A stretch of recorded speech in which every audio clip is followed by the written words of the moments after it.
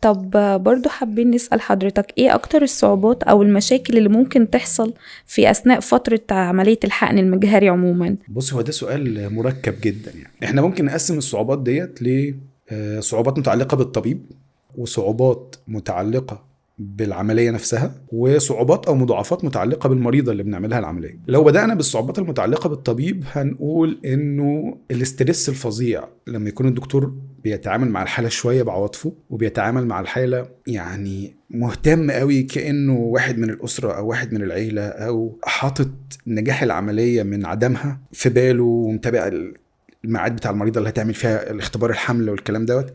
ده بيبقى شيء ستريسفول بشكل بشع يعني. وانا واحد من الناس للاسف لحد النهارده، انا بقالي تقريبا 14 سنه شغال في مجال الحقن المجهري، للاسف لسه بعاني من نفس الموضوع. يعني لسه الموضوع بالنسبه لي مش مجرد مريضه واختبار حمل وخلاص، لا، الموضوع بالنسبه لي بيبقى احيانا بكون حاطط نفسي مكان الناس وعايش مشكلتهم وهكذا يعني. الحاجه التانية بالنسبه للطبيب برضو، انه احيانا ما بيبقاش عنده تفسير. يعني مثلا اي مريض بتعمل حقن مجهري وما تحملش، مجهزه نفسها وجايه لي علشان تقول لي ليه انا ما حملتش ليه. ودي تقريبا اصعب حاجه في الشغلانه ديت يعني، لان مش كل الحالات عندي لها تفسير. احنا لما بنيجي نعمل كونسلنج او بنيجي نعرف المريضه في البدايه خالص قبل ما نعملها عمليه الحقن المجهري، نعرفها العمليه بتاعتنا وضعها كذا ونسب النجاح كذا. لما بنيجي عند حته نسب النجاح دي بنؤكد جدا. يعني مثلا لو عندي مريضه مثلا سنها معدي 45 سنه، بقول لها نسب النجاح بتاعتك مش هتتعدى ال 10% واقل من كده كمان. ولو عندي مريضه عشرينات، اقول لها نسب النجاح بتاعتك من 40 ل 60%. طيب هي سمعت الكلمه دي كويس، لكن لو جت ما حصلش حمل، ليه ما حصلش حمل؟ طيب هو انا طبعا عذرها، بس هو احنا قايلين من الاول انه نسب النجاح 50%. يعني كل 10 ستات بيعملوا حقن مجهري، 5 منهم بيحملوا و5 ما بيحملوش. ال5 اللي ما حملوش دول بنسبة 90% أنا ما عنديش تفسير ليه ما حملوش، لأن أنا لو عندي تفسير كنت عالجته من الأول. أكيد. يعني أنا جات لي مريضة، فحصتها، طمنت عليها، رحم كويس، مبيض كويس، بدأنا معاها برنامج الحقن المجهري. لما بدأنا برنامج الحقن المجهري، ربنا أكرمنا وكونا أجنة، نقلنا الأجنة دي داخل الرحم. بعد البوينت دي إحنا كلنا كده على الله زي ما بيقولوا. الموضوع بيعتمد توفيق ربنا يعني. خلاص، هو الموضوع من اوله لاخره توفيق ربنا. بس احنا بعد ما نقلنا الاجنه داخل تجويف الرحم، للاسف يعني حتى الان الطب لم يكتشف ايه اللي بيحصل في ال 14 يوم دول. ليه دي حملت وليه دي ما حملتش؟ الطب مش دايما بيبقى عنده سبب للمشكله الطبيه. الطب ممكن يكون عنده طريقه علاج، او ممكن يكون عنده طريقه لتقليل او تحجيم المرض، لكن مش دايما عنده سبب واضح. والا كانت كل الامراض قدرنا نمنعها. أكيد. لما عندنا مرض معين خلاص هنقول للناس ما تعملوش دوت، فمش هيجيلكم المرض ده. ففي احيان كتير قوي يبقى ما عندناش اجابه ليه ما حصلش حمل، ودي من اكتر الحاجات اللي تبقى مشكله بالنسبه للدكتور، او مش متقبله البيشنت ساتسفاكشن، او معدل رضا المريضه وزوجها عن نتائج العمليه دي. من النايت ميرز بتاعت التخصص بتاعنا دوت. انت سالتيني كمان التخصص بتاعنا ليه او في ايه بعض المضاعفات او المشاكل اللي تحصل في العمليه نفسها، وبعض المضاعفات اللي تحصل للمريض. احنا قسمناهم 3.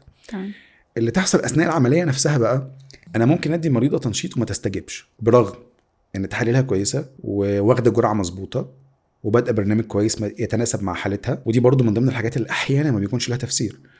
وانا من فضل الله يعني عندي الجرأة ان انا اجي في نص البرنامج اقول للمريضه لا، احنا هنوقف وهنبدا من اول وجديد. ويمكن الجرأة دي مش موجوده عند زملاء كتير، ان المريضه دافعه مبلغ كبير، وان المريضه بتعمل عمليه ومجهزه نفسها، والعيله كلها قاعده مستنيه عمليه الحقن المجهري واللي هيحصل. لا، انا ما عنديش الكلام دوت. يعني انا لو حسيت ان المريضه دي، وده حصل معايا كتير جدا، يعني المفروض ان انا لما اديها تنشيط تطلع 10 بيضات، لو انا لقيت المريضه دي بتطلع وانا بادئ معاها برنامج الحقن المجهري بتطلع بويضتين بس، لا، انا هقف وهبدا اجهزها في شهر تاني خالص. واحيانا كتير جدا ما عندناش تفسير ليه المريضه دي حصل معاها كده، ولكن لما بنيجي نجهزها من الاول وجديد بيحصل نتائج مختلفه، وربنا بيكرمنا والناس بتحمل وبتطلع بيضات زي ما احنا يعني متوقعين وهكذا يعني. الحاجه التانية اللي ممكن تحصل معانا ان احنا ممكن نيجي عند عمليه الحقن المجهري واحنا بنسحب البيضات نبص نلاقي انه البيضات جودتها مش كويسه. ودي للاسف برضو حاجه احيانا كتير ما بيبقاش عندنا لها تفسير. يعني ممكن تبقى مريضه عندها 20 سنه وعندها مبيض كويس جدا وواخده برنامج كويس جدا ومجهزينها بفيتامينات وبعض حاجات المضاده للاكسده